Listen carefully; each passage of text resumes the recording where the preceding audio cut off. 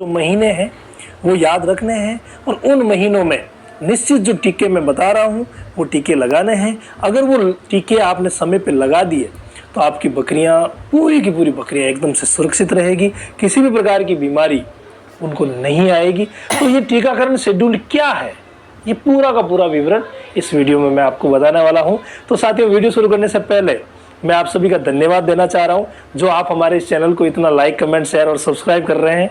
तो धन्यवाद आप सभी का। आइए वीडियो शुरू करते हैं। बकरी पालक भाइयों, बकरियों में जो प्रमुख टीके लगते हैं उनमें से सबसे ज़्यादा महत्वपूर्ण है ETV यानी एंटेरोटॉक्सीमिया वैक्सीन, जो कि हर 6 महीने बाद लगाई जाती है।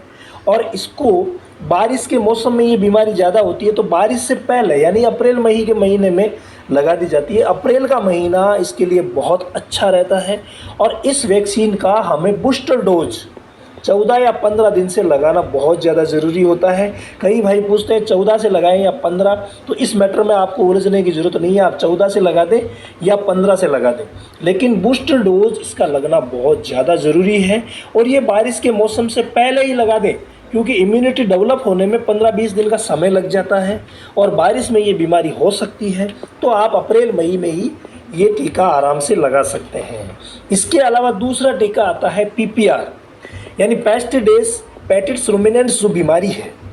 ये बीमारी बहुत ही ज़्यादा खतरनाक बीमारी होती है बकरियों के लिए, लेकिन इसका जो टीका लगता है वो 3 साल से एक बार लगता है। यानी अगर आपने एक बार टीका लगा दिया, मान लीजिए अगस्त के महीने में आपने लगा दिया, ये टीका अगस्त के महीने में सही रहता है, तो अगस्त के महीने में आपने टीका लगा दिया तो 3 साल तक इस बीमारी के खिलाफ बकरी के शरीर में इम्यूनिटी डेवलप रहेगी।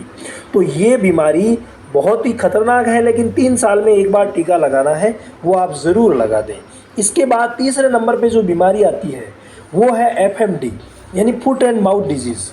ये फुट एंड माउथ डिजीज़ जो है इसका टीका भी साल में 2 बार लगता है। एक बार हम सितंबर में लगाते हैं, दूसरा हम मार्च में लगाते हैं। लेकिन इसका जो टीका आता है, बकरी पालक भाइयों को मैं ये विशेष जानकारी दे दूं कि इसका जो टीका आता है जो अलग से भी आता है, जबकि एक टीका ऐसा आता है जिसमें FMD और HS दोनों मिक्स आते हैं। कई बार BQ भी मिक्स आता है, लेकिन BQ बीमारी जो है ब्लैक वाटर वो बकरियों में कम होती है। तो आप FMD और HS यानी हीमोरेजिक सेप्टिसीमिया, आप फुट एंड माउथ डिजीज़ और हीमोरेजिक सेप्टिसीमिया जो दोनों बीमारियां हैं, इसकी जो कंबाइंड वैक्सीन आती है वो आप यूज़ कर सकते हैं।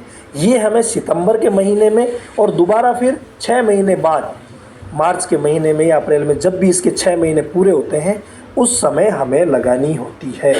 इसके बाद जो बीमारी आती है वो है गॉट पॉक्स, जिसको साधारण नाम जो है वो सीप पॉक्स दिया गया है, क्योंकि ये बीमारी बकरियों में भी होती है लेकिन मुख्यतया ये भेड़ों की बीमारी है, इसलिए इसे हम सीप पॉक्स नाम दिया है।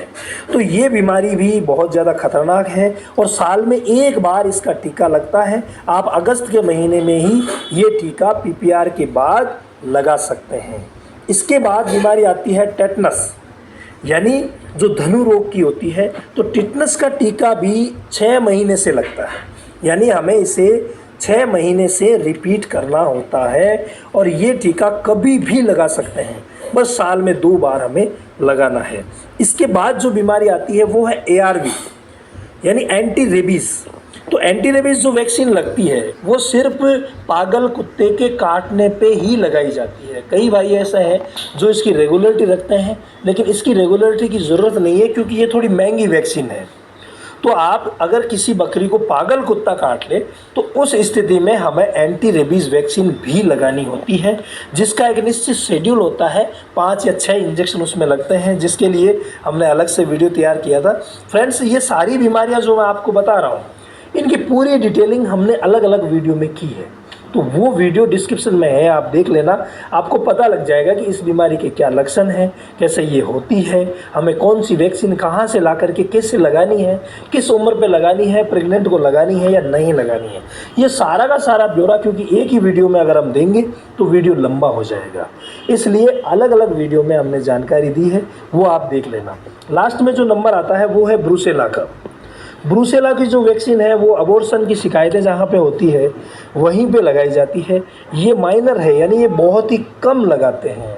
लेकिन सभी बकरी पालक भाइयों को अब एक मैं शेड्यूल प्रदान कर रहा हूँ, यानी एक शेड्यूल मैंने बनाया है जिसमें पूरे साल के जो 12 महीने हैं उनमें से जो वैक्सीन के महीने हैं वो हमने 4 रखे हैं, यानी 4 वैक्सीन के महीने हमने अलग रखे हैं, जिनमें से 2 हैं अगस्त और सितंबर। अगस्त और सितंबर का जो महीना आता है उसमें हमें 4 पखवाड़े मिलते हैं और 4 पखवाड़ों के लिए हमारे पास 4 ही वैक्सीन हैं, 4 ही टीके हैं जो हमें लगाने हैं, जिनमें से पहला है PPR, उसके 15 दिन बाद लगा दें आप सीपॉक्स, उसके 15 दिन बाद आप लगा दें TT यानी टिटनस टॉक्साइड, उसके बाद 15 दिन बाद आप लगा दें FMD और HS का जो कंबाइंड वैक्सीन आता है वो, यानी चारों पखवाड़ों में चारों वैक्सीन हमें लगानी है। ये टीके बहुत ज़्यादा ज़रूरी है। इसके बाद मार्च और अप्रैल का जो महीना आता है उसमें जो TT वैक्सीन हमने पहले लगाई थी और जो FMD वैक्सीन हमने पहले लगाई थी उसके ठीक 6 महीने बाद हमें इन्हें रिपीट करना है।